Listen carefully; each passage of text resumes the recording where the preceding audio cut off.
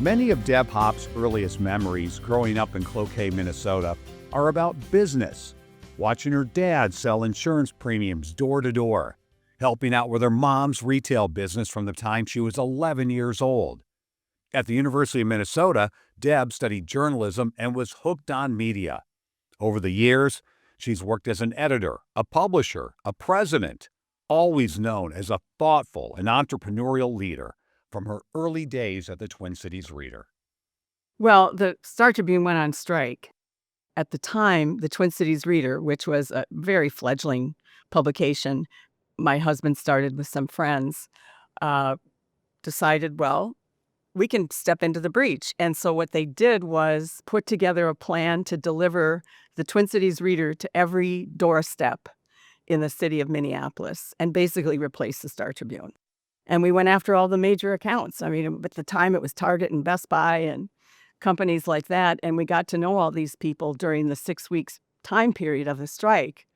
And by the time the strike was over, we had these wonderful relationships with all these accounts that would never even talk to us before the strike. And many of them became friends and clients of the Reader going forward. And it really launched the Reader into mainstream media in the community.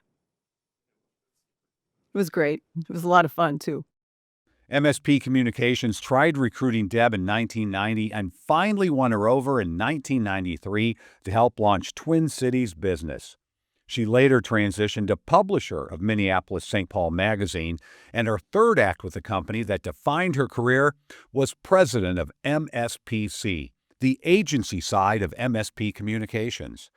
Community connections have always been at the core of her approach to media and business.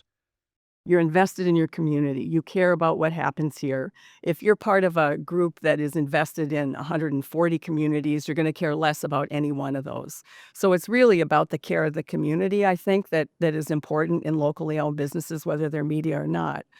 In the case of media, I think we're better positioned to tell people what's really going on if you're locally owned and operated and the majority of your staff grew up here, which is the case for many of us. We know better. And you can look to us as more authoritative resources and sources for just about anything. Beyond the office, Deb has been an active board member for dozens of nonprofits, businesses, and her beloved alma mater, the University of Minnesota. She's also a tireless mentor, especially passionate about creating opportunities for women. I was part of this second wave, if you will, of women coming into the workforce.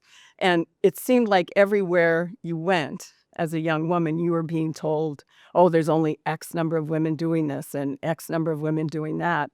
And it just became such a mantra that over time, when I had the opportunity, it just felt like the right thing to do to help young people of talent, particularly women, help get a leg up. Because as it hasn't changed, often it's who you know and not what you know that helps you get that little boost that you need to your career.